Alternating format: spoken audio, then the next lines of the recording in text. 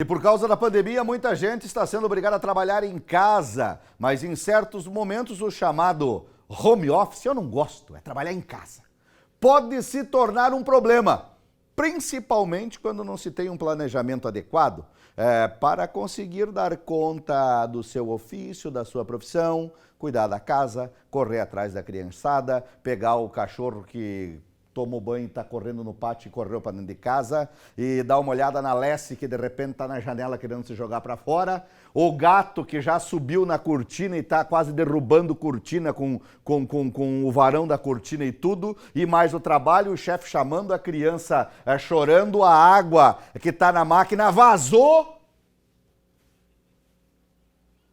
Ai, ai, ai, põe aqui, ó.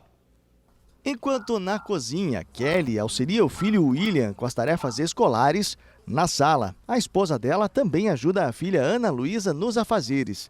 Esse tipo de situação se tornou rotina na casa da família Jorge.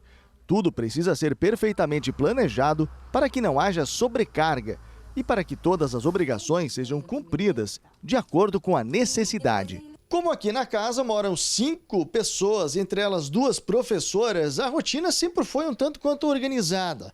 Mas agora, na pandemia, os horários precisaram ser modificados e respeitando principalmente o trabalho delas, que tem que dar atenção aos alunos, mas também aos filhos.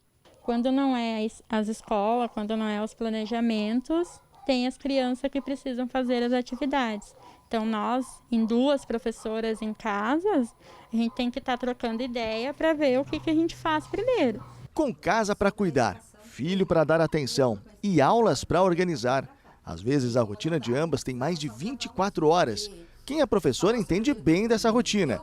É que se presencialmente a cobrança dos alunos já é grande, online a responsabilidade aumenta ainda mais. Bom, nós não temos um horário, uma hora certa para dormir, né? Ontem, por exemplo, como a gente tinha muita coisa para fazer, eram umas 2 horas da manhã quando a gente começa a se organizar para dormir. E aí tu não acorda tão cedo também, né? Então tu já perde algumas coisas, tu já levanta sobrecarregado, com um monte de mensagens, as pessoas chamando para desenvolver algumas atividades, para tirar algumas dúvidas dos alunos, né? Porque os alunos também, eles não têm horário para te chamar. Mas e quem, por necessidade ou escolha, precisa trabalhar e cuidar sozinho do filho? É o caso do jornalista Júlio Cesarini. Ele, que é pai do Pedro, de 6 anos, cuida do filho desde que a criança tinha apenas 4 anos de idade.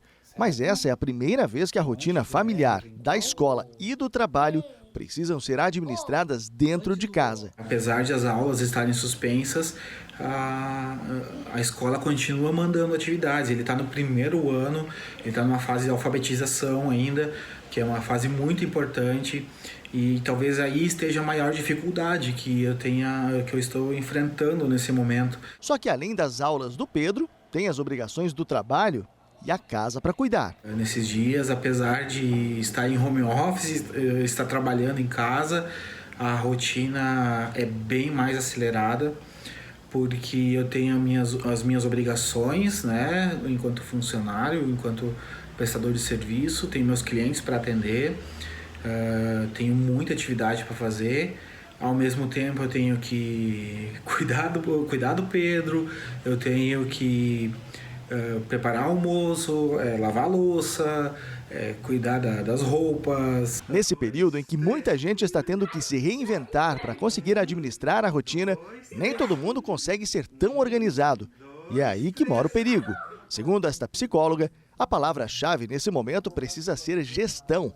Planejar a rotina, entendendo que esse é um momento que todos vamos passar, também é importante para que a ansiedade e os pequenos problemas diários não se transformem em algo maior, o chamado copo meio cheio. É interessante que a família sente e tente organizar como que vai acontecer essa rotina. De manhã cedo, que hora que vai se acordar? Vai se acordar às 7 horas, às 8 horas.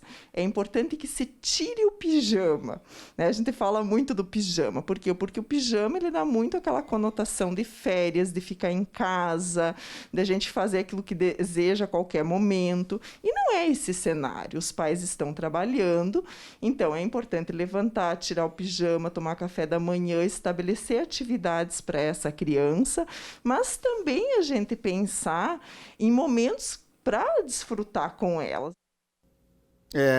Na verdade é uma arte. É uma arte. Agora não dá, eu concordo com a psicóloga. Você tem que, levantou da cama, se liberta daquele momento ali.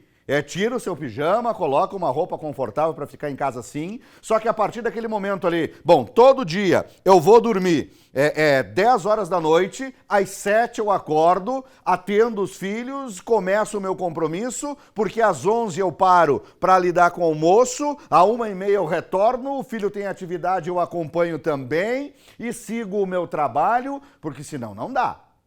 Se você não programar um andamento de rotina, não vai dar certo. Aí vai embolar a vida particular, o cuidado de filho, o cuidado da casa, o computador te chamando, o telefone tocando, o WhatsApp chamando e você vai entrando em parafuso, né? Agora eu imagino como é que é o dia a dia da dona Elze de lá no Grande EFAP, que é a mãe do coach, do Alexandre Madoglio. Por quê? Porque a dona Elze, ela levanta de manhã, ela já sabe o que ele quer comer. Ele come lá, ele vem aqui na ND TV, ele escreve meia matéria, ele come de novo.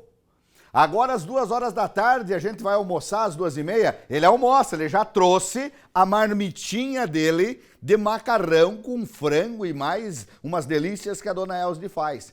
Ele chega em casa às 4 horas da tarde, ele come de novo, porque de noite ele tem aula online.